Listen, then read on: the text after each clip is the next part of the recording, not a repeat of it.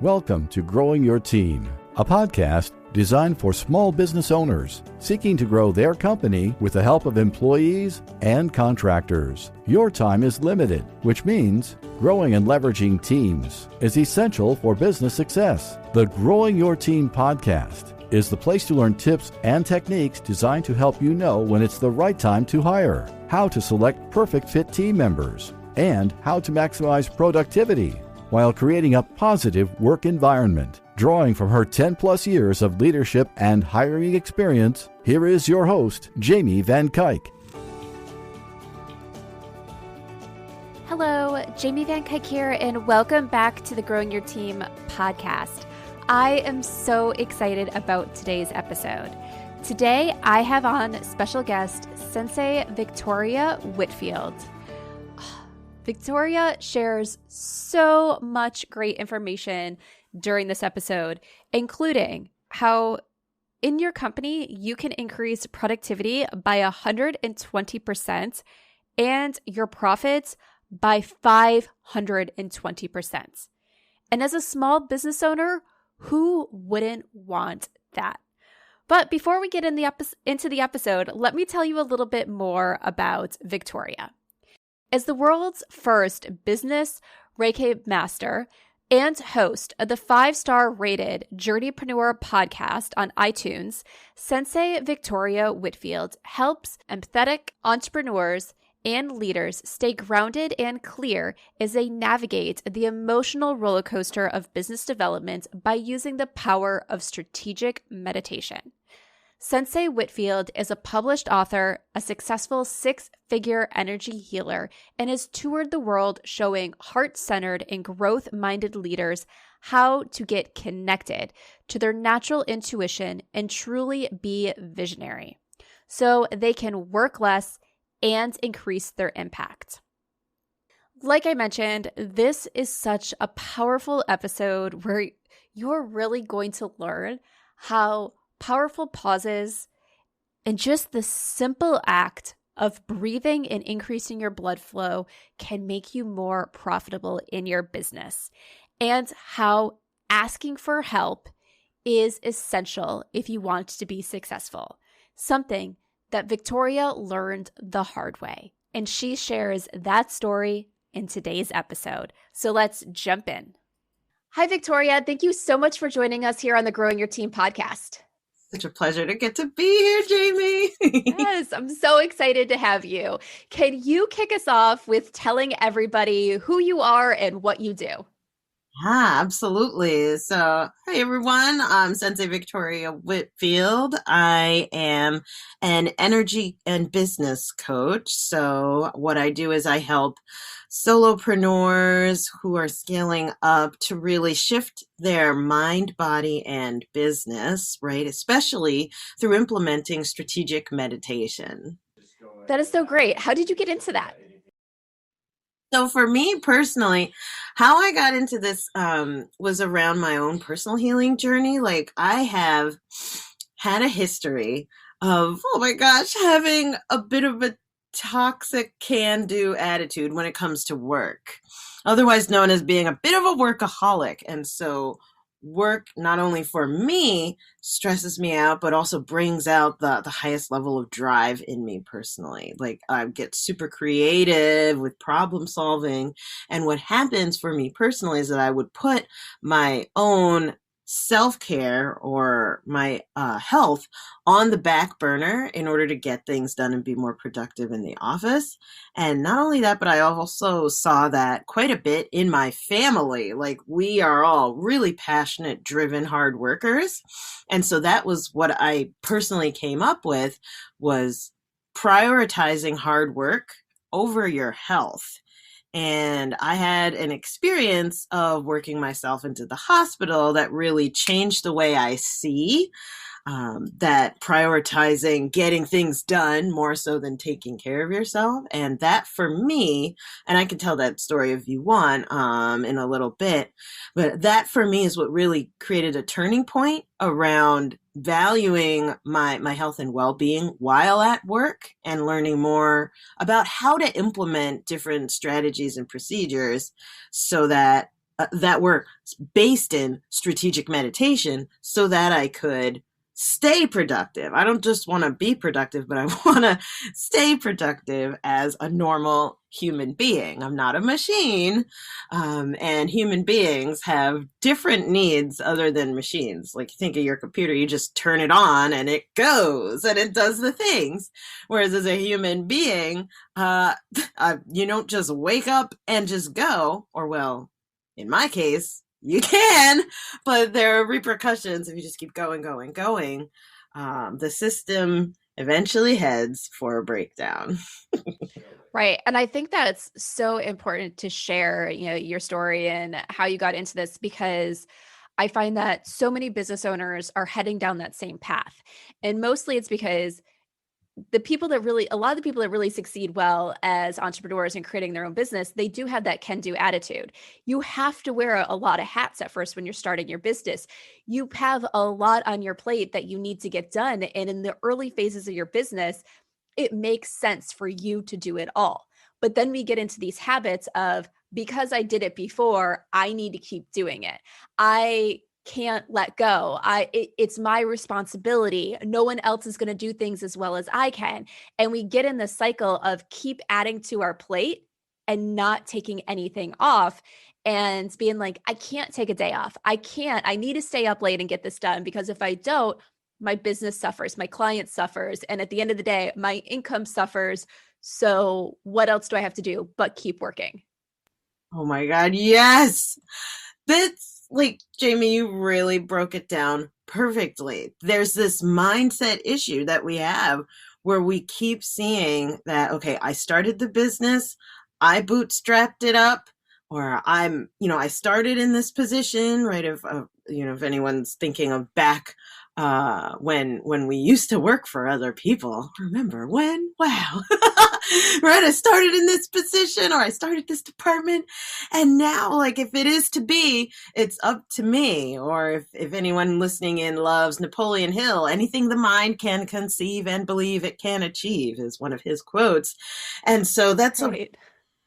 A empowering thing to think, right? It's self-empowering, but at the same time, we have a capacity as individuals, and it's okay. It's okay to have a capacity when we come to the scaling point to learn to ask for help. And that was the one thing that I didn't do that had me work into the hospital.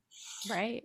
Oh my gosh. So let me tell you a story. So where all of this began was when I used to work in my last position that I held working for others. I was a center coordinator for a nonprofit, and it was a nonprofit that was for uplifting the community, educating people about interfaith, interracial, social understanding. It was a powerful place for hosting discussions. And I was so passionate about it. And so it brought out that inner driver, that person in me, right? That being in me that wants to work hard to contribute to the vision, because I believed in it. Okay. So as the center coordinator, I was the octopus in the middle, answering the phones, taking care of the members, taking visitors, coding the website, all kinds of stuff. And so I was the one, everyone listening to this, I was the one who everyone else leaned on, right? Get ready for the rest of the disaster. Yeah. I was the one who everyone else leaned on, right? So, and one hot summer day in particular is very typical. They would kind of leave me alone in the space in this old Victorian building of, oh my gosh, Victoria's got it, right? Victoria's got it. She's the key holder. She runs everything. So no problem. I'll be back in 7 minutes. The founder said, okay. So I decided, I had a window of opportunity, that I kept missing, because I made this decision that I want to cool down. It's a hot, sticky summer day. So I had a window of opportunity to call the maintenance guy, Jimmy, who loves me. He's amazing, to come help open these huge original Victorian glass windows. Missed that opportunity, didn't take it. I had a window of opportunity to wait the 7 minutes for the founder to come back into the office who could help me open these huge original Victorian windows. But I didn't take that window of opportunity. I even had another window of opportunity to just turn 2 feet to the side and turn on the air conditioner that was in like a nearby wall. Didn't even take that. Anything the mind can conceive and believe it can achieve, I hold everything down. I've done this before. Jiggled the window, it opened. Get ready, this gets graphic. Wham, it falls on my hands. Oh. I am pinned between two 20 to 40 pound panes of glass down to the bone. Oh my goodness. Horrible. Because I didn't ask for help. I didn't take that window of opportunity. I thought I got it. I thought I got it. And all right, my worst fear at the time was, and I know a lot of solopreneurs can understand this as well, was going to the hospital, because I really took up this position for passion, not for the pay. And so didn't really have much medical insurance. And so, my side note, I used to be a medical billing and coding manager, so I know just how expensive hospital visits get. And so I'm stuck down to the bone in this window of opportunity that has now come back to bite me in the butt. All right, you're not going to ask for help. Here's what happens when you don't. If you would have just paused strategically beforehand, gathered your energy, and asked for help, this would not have happened. And so this was now happy ending. Like, my hands are all better. Like, for those who are listening, like, my hands are fully functional. I just have a contusion that one hand can bend down to 90 degrees. One thumb can bend down to 90 degrees. The other can only bend at 45. And that's like a physical reminder of what happened to me that day. But that was the day that I realized how many people are ready to literally run to support you. Because after I fainted, split my glasses on the way down on the side of a table, like when my hands got free, I woke up to the vision of people running up and asking how they can help, right? That was the day that I learned the importance of opening up and asking for help. But through seeing there's so many people who do care, I don't have to be the strong one that never asks for help. In fact, asking for help is a really powerful sign of strength and leveraging your human resources, all of the human capital, the people around you who want to see you successful, or want to see your passion or believe in the same passions that you do. So that's my origin story of why I started valuing my mindset in the workplace. Yeah. And I feel like that is such a powerful story to share. So thank you so much, because you could kind of look at it it's this simple thing of opening a window. Why do I need other people? Why? But it's like, even these simple things can carry so much weight, and it's better when we do it together, or we get the right person to do it, because sometimes we are not the right person to do it, and we create more harm by trying to do it all ourselves.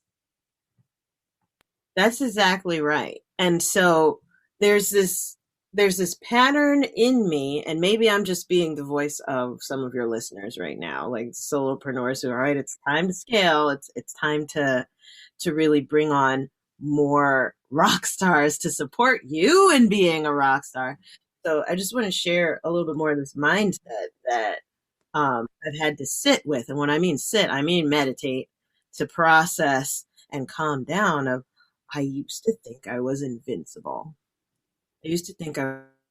And believe it or not, to my surprise, the more that I've sat in meditation, right, strategically, and I can explain more about that a little bit later, what I mean by strategic meditation.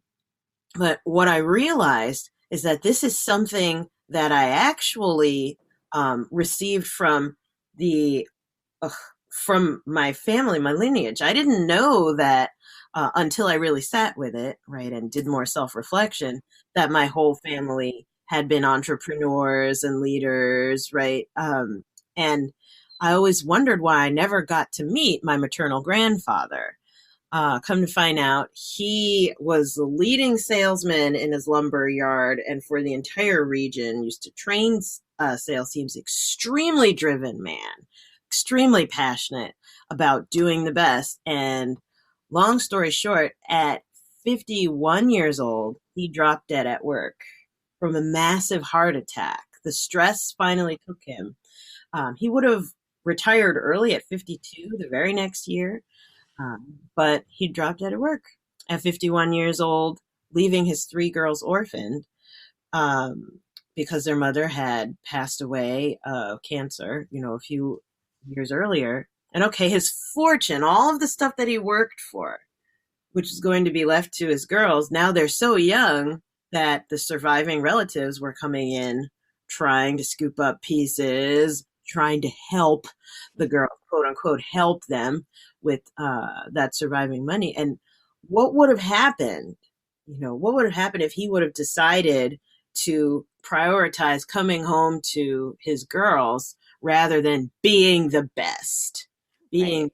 that feeling of invincibility can cause us to end up working into the hospital, like in my case, or in my maternal grandfather's case, working you literally to dropping dead at work. And this is something that is easily preventable, of just pausing powerfully to really bring yourself back to clarity and focus rather than just racing along, barreling forward, kind of like being a race car racing along, barreling forward, but the check engine light is on. So we're not going to do a pit stop to check what's going on there. No, we got to win the race. Right. There's two things I want to talk about, like with what you just shared. And one, for a personal thing for me, I remember this was probably about I think it was a little over a year before I decided, okay, now is the time to start my own business. And I was having a conversation with my father, who ran his own business since I was like, I think 3 or 4 years old. And before that, he used to work for Kodak. And he actually, what I learned during this conversation, his names are on a few patents with Kodak and everything, stuff that I never even knew about. But during this conversation, he was talking about, kind of reflecting back, and he goes, because of that, if he stayed with Kodak, there's probably an opportunity he could have been on more patents and made more money and all this stuff. And he goes, I probably could have made more money working for someone else and doing all this. But because I ran my own business, I had the freedom to pretty much build my own time. I had the freedom to say, I'm going on a family vacation. I had the freedom to say, I'm going to go pick up the kids for school, like, do this thing in the middle of the day. And he goes, the money was not worth the ability that he had to create his own schedule and to actually be available when he wanted to be available with the family. So I felt like that was really great. And that made me realize, because at that point in time, like I said, I was still working a corporate job of, okay, there's going to be risks running my own business, but what's better? Like having some of this freedom where I can control and say yes and say no, or just going after the money that I'm currently making in corporate, because why not? It's there, it's easy, but it involved working a lot. Yeah. And so having that different motivation of more money versus more freedom, like the more freedom you have, you can create income, you can create teams that help you create income, right? It's so powerful to be on this path of like choosing to have creative freedom rather than just being the best within somebody else's box. Right. Yeah. So right there with you. Yeah. And I feel like that's so powerful. And then the other thing, like you brought up with your grandfather passing away and working so hard and so hard. And it's like, there's so many studies, and I can't remember all the statistics and everything now. I will share them in the show notes once I find them and link to some articles. But there's all these studies out there that it's like the simple thing of working just a few more hours a week puts your health at risk, and you're more likely to have heart disease just by working a few hours more every week, which is why it's really important as business owners, we put the boundaries up and create this business that allows us to work a standard normal work week. And then we create the environments so our employees are working a standard normal work week and we're not working people to the bone. There was just the article that came out. Well, probably by the time this episode goes live, it'll be over a month ago that it came out. And I'll link to this in the show notes as well, about Goldman and some of their junior brokers are working 100+ hours a week. And they're like, we're done. We can't do this anymore. And of course, the article really made me mad because the CEO is pretty much like, yeah, we heard you, but suck it up and deal with it because it's good for the company. And he didn't use those exact words, but the language that he put out in his statement, I was like, that's exactly what he just said. Suck it up and deal with it because it's good for the company. And he didn't care what it was doing to his employees. Yeah, this is huge. This is huge because it is so painfully common of like, okay, hard work is what we value. Making the most money is what we value. Being the best is what we value. That's been communicated in surround sound and how do we say, even encoded into us since very early on. And the gift of meditation is that when we get to strategically pause with power to tune in over, all right, let me relax my body for a moment. Let me just relax my body for a moment. Okay, how am I feeling? Checking in internally. How am I feeling? All right, my neck hurts a little bit, or I'm a little, like I need to adjust myself so that I can focus on meditating. There's this self-awareness that starts to open up. And the more that you sit into that self-awareness strategically, what also happens is you become self-aware of how you feel about your values. So, all right, up here in the dominant culture, you're getting all of these messages of put money first, income is the most important, you got to be the best, et cetera, et cetera. But if people would just learn how to sit and meditate and tune in, they could realize maybe I don't agree that income is the most important. Maybe I want to be my personal best. I don't want to be your version of the best. And this is strange. The more I feel into this, or the more that I sit with this, right, using strategic meditation, the more I sit with this, the more I realize I don't like the track that I'm on. I don't like the track that I'm on. Right? For the love of God, you don't have to get hit by a window in order to realize, I'm heading down the wrong pathway. There's a gentler modus operandi of being able to shift gears from racing down a track that is going to bring you to self-destruction versus shifting tracks to one that can give you longevity, impact, like great health, love and connection, significance, all the things that we're really looking for. But the self-destructive racetrack is the one that is the loudest and is the most promoted, is the one that is well lit and is out there the most. But it takes being able to sit with that and get clarity with strategic meditation, being able to sit with that and get clear of, what, I'm headed in the wrong direction. This doesn't feel right. Let me find what feels better. The same way that if you're sitting in a chair that's uncomfortable, you have a rock jamming into your lower back, you're going to be like, let me adjust the rock off of the chair, right? Could you imagine not having the awareness that you're sitting on a chair with a rock jamming into your back? Over time, that rock is going to bore into your skin and into your muscles and putrefy and cause all kinds of secondary issues that could have gone away if you would have just felt that it was there and adjusted accordingly. And that's the power of practicing strategic meditation, not just in the morning when you first wake up, not just right before bed, but I mean it at work. Right. I love that.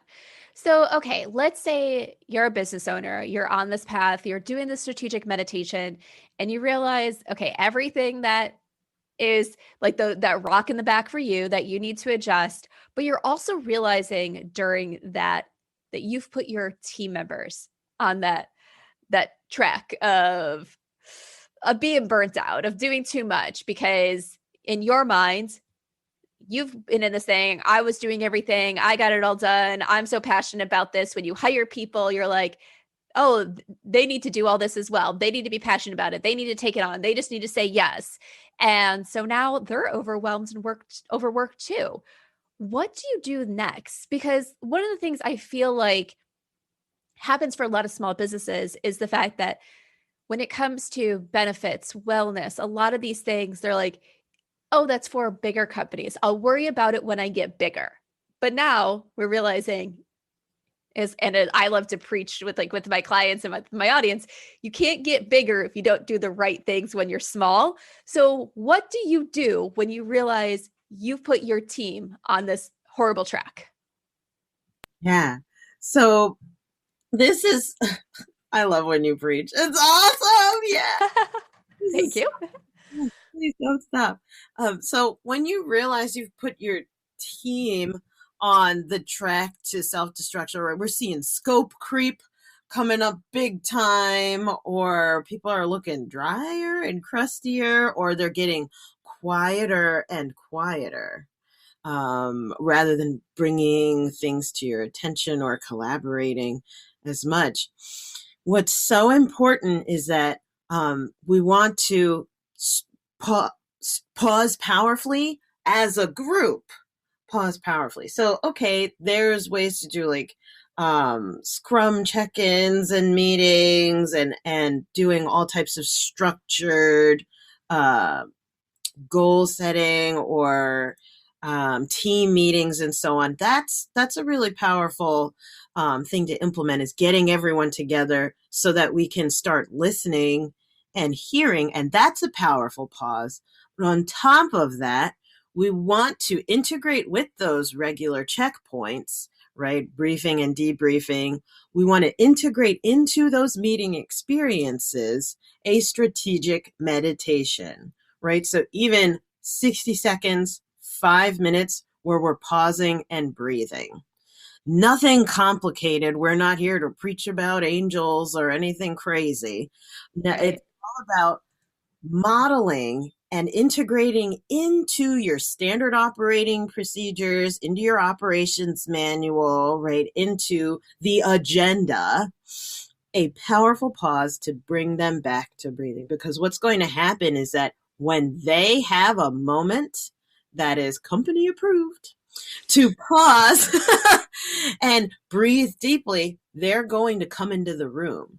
For a long time, your people may be honestly a bit traumatized by the pace that they've been working at. And so they are not in the room, so to speak. Their emotions, their mind, their soul has flown out of body, and they're just, all right, just on the Zoom, or I'm just on the phone, or I'm just in the boardroom. Like my body, my avatar, my proxy, my representative is here, but I'm not fully here. I'm not bringing my truth, bringing my feelings. I'm not bringing what's really going on, because there's no space for me to enter in. And that powerful pause, strategic meditation to begin a meeting, by the way, or to transition from one larger project topic to another, just pausing powerfully helps people know that,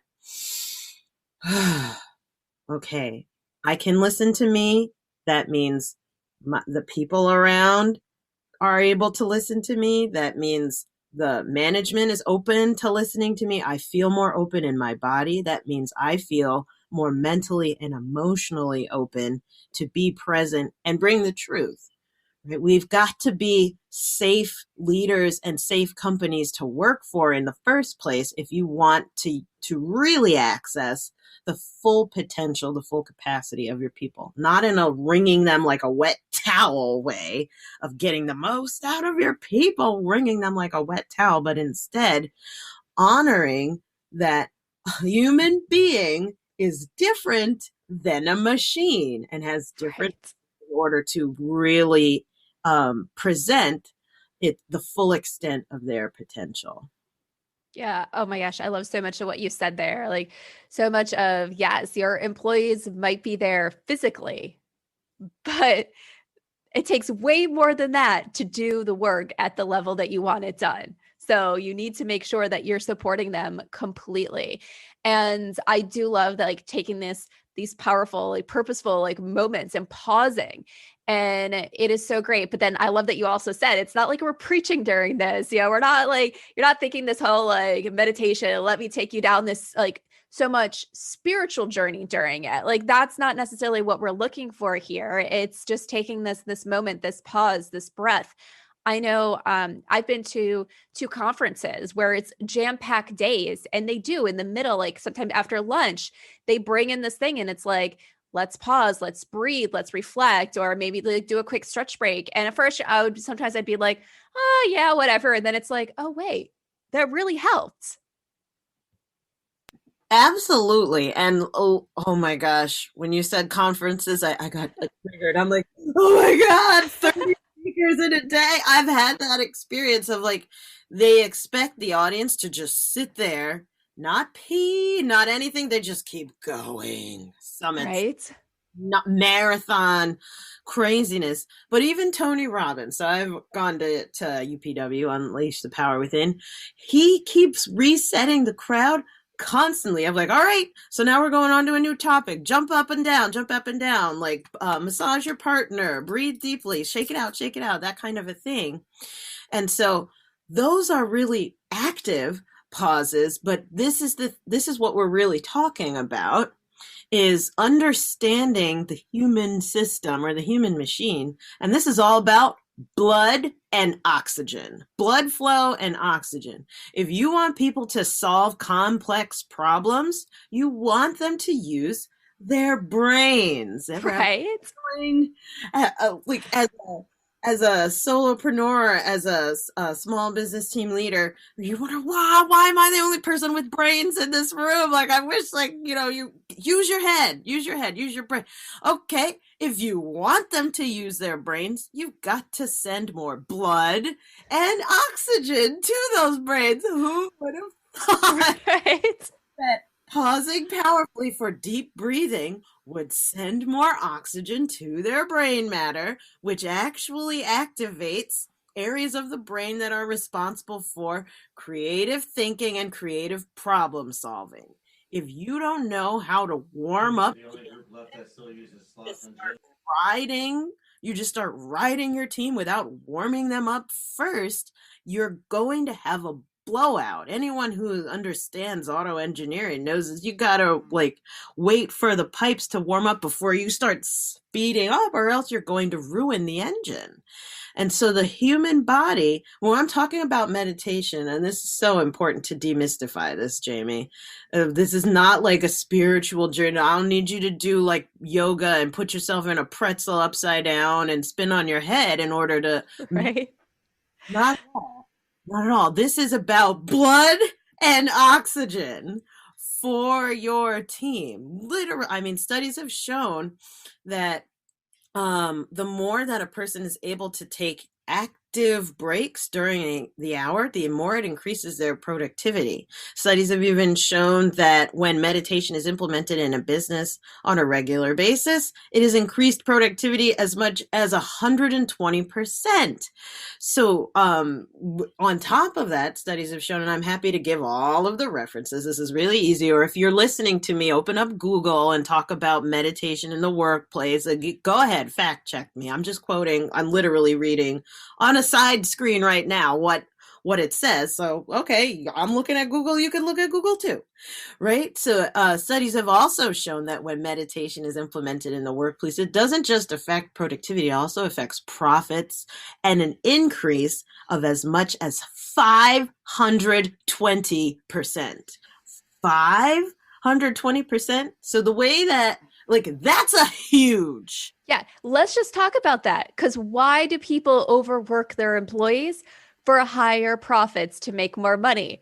But if you can have that same profit level and not overwork your employees because you're doing these activities, isn't that better for everybody? 100%. Well, 520%. Right. Yeah. So, but this is the way that I explain that statistic in particular, because when you hear 520, you're like, oh, come on, Victoria, that's crazy. Even if it's a study, like obviously this is must be skewed.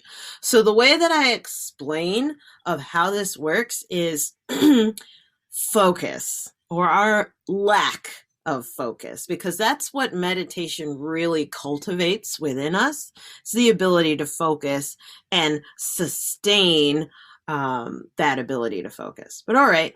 So rather than thinking of the 520% increase, I want you to think of this instead as a 520% decrease in the ability to focus. So, all right, picture this. You're sitting at your desk at work and you want to send this email.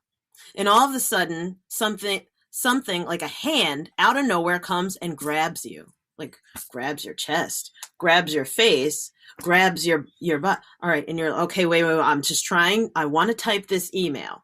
And then again, another hand comes out of nowhere and grabs your leg or grabs your shoulder. Well, okay, I'm just trying to send this email.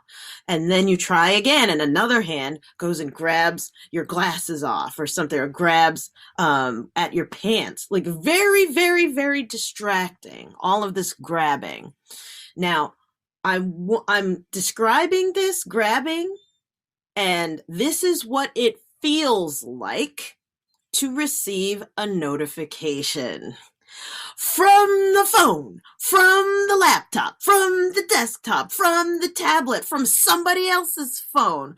Like thinking about, oh crap, I forgot to do the thing for so-and-so. And it's literally like a grab, hands grabbing at you. So if you have the ability to pause and just stop all the grabbing hands, you would be able to send that email rather than just trying to go while all the grabbing hands are grabbing at you. And it's not just notifications on the phone, but in your head, there's like this hamster running on a wheel of all of the other stuff that didn't get done and all of the other stuff that you think should get done at some point. And this is just on one person, right? There's all that hamster wheel is a grab as well. And so meditation calms down and stops all the hands from grabbing, right? So think of that statistic that way. Would you have a 520% decrease in your productivity and profits if you had to work through grabbing hands? Like just always trying something grabbing you, even grabbing your hand away when you try to just send an email. Like that's how I think of that statistic. And the obvious answer, yeah, if it was 500, like if I had hands grabbing at me all the time, oh yeah, 5.2x decrease in focus, easy. Yeah, so there's things there that like just noticing and in what I do. And of course, now like going through this, I was like, okay, I think I need to be better about taking these moments and breathing. So thank you, Victoria. Like I'm about ready to change my habits. But I think about things that I do that are already kind of showing this. Like I know there's times where I'm trying to write an email and I feel like I'm almost done. I just have a sentence left. And I just had to get up and walk away from my desk because there's just too much going on. And I'm just like, I can't, it might only be a sentence left, but I can't focus on it right now. Like, and I just need to take that pause and then come back and like finish it. And then I'm like, okay, I'm able to knock it out, where I know it probably would have taken me 4 times as long to sit there. Or there's times where I'm just like, I have to get stuff done. I have so much on my to-do list, but I just need to stop. It will be better for me to go stop, hang out with the kids for a little bit, do whatever, and then come back like later to do it, because right now I'm just drained. I can't keep doing it. And it's like, I can take 3 hours to do something that might take me less than an hour if I come back to it later. That is exactly it. And so to circle back to what you were saying before, when you were preaching about how important it is at this level to do what works, right? To do what works that can take you to the next level, right? As a solopreneur scaling up, right? Here's the thing. Wellness and meditation and yoga programs, all of that is not just for the big guys. You need a 520% increase in profits so that you can scale up, so that you can afford Jamie, so that you can afford the team, so that you can afford everybody, and so that you can get your life back. And so I also totally agree with you that something that would end up taking like really just under an hour could end up taking 3 hours because you're like, oh, I'm getting exhausted. This is the gift of learning and implementing strategic meditation. And that's what I teach my clients and the companies that we work with, is that strategic meditation is different than just learning yoga or something like that. Strategic meditation, when implemented in a business, is you first go through an audit of the business to see where are the drops in energy and focus. Where is like the key times when you see drops in energy and focus? And when you find that, after you audit and say, okay, all right, after lunch is when I am, for some reason, I'm digesting, my brain has fallen out of my head. Don't book a meeting for that, or try booking a meeting and let's see what happens. Or why are these team meetings after lunch so awful? I mean, we are talking about the same thing over and over again.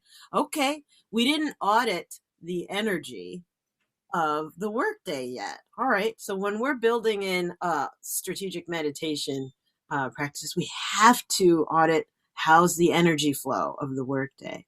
And so, all right, you see there's a drop after lunch. We, right there during the drop, implement a powerful pause of some type, right? So if it's breathing deeply, or if it's getting up and moving, right? Or if it's sending out the stretching video to the entire team of like, all right, it's 1 p.m., get up and follow along with the stretches, or that kind of whatever you're doing, right? Whatever you're doing, because this is about maximizing the energy of yourself and of your team, and from a blood and oxygen standpoint, not from like a woo-woo, like let's share our feelings kind of thing. And trust me, I go there. I go all the way full woo. I've got a unicorn horn and everything. And this is not what I'm talking about. We're talking about blood and oxygen. So these dips in energy, the deeper we get into auditing, how's the flow of energy through the business. It could be in meetings. It can be in certain times of the year. It can be during certain events. It can be times of the day. But strategically, you put in a powerful pause. It doesn't have to be long at all. It's just enough to raise the energy, raise the blood and oxygen levels. And that makes all the difference. And this is just like the 101 level of what I show my clients. We take things, I mean, obviously we don't have enough time to go into it, but we haven't even opened up the conversation around how once you start doing this, innovation increases. And that's where we really excel as a company, is turning up the volume on innovation. But like, I just wanted in our connection today, right, in this podcast episode, to help people understand the value of managing the flow of energy and how strategic meditation can help them do that. Yes, thank you so much, Victoria. Well, we're actually getting to the end. So now people that are intrigued, they want to know more. They want one of these possible audits on their business to figure out, okay, how do we increase our profits? How do we get the blood flowing with ourselves and on our teams? How do people get in touch with you? This is so good. I'm so excited. So the best way to book your energy audit is to come to victoriawhitfield.com/quiz, right? So this is an interesting place where I'm going to assess just preliminarily what's going on, like take a quick pulse. And then from there, once you take the quiz, it opens up the booking calendar so that we can hop on the phone or Zoom, right, and talk about your unique business's situation and assess the energy flow and see how we can help. So again, that's victoriawhitfield.com/quiz is the best place for you to go. If you're like, I think we need an energy audit, stat, someone call the doctor or call the sensei rather. Right. Well, thank you. And of course, I will share that link in the show notes so everyone can easily find it and go and take the quiz and book their time with you. All right. So to conclude today, I have a question that I love to ask all of my guests.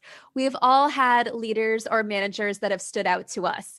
Think of the most impactful leader or manager that you have had, and can you share with us one thing that made them stand out as a great leader to you?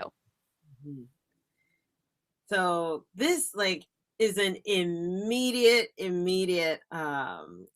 clarity around the Reverend Robert Corin Morris, an Episcopal priest who is the founder of that nonprofit where I was describing. I was the center coordinator. The nonprofit is Interweave, based in Summit, New Jersey. Bob, he made the biggest impact on me for several reasons. He's the best boss I've ever worked for because, for one, he was an incredible listener.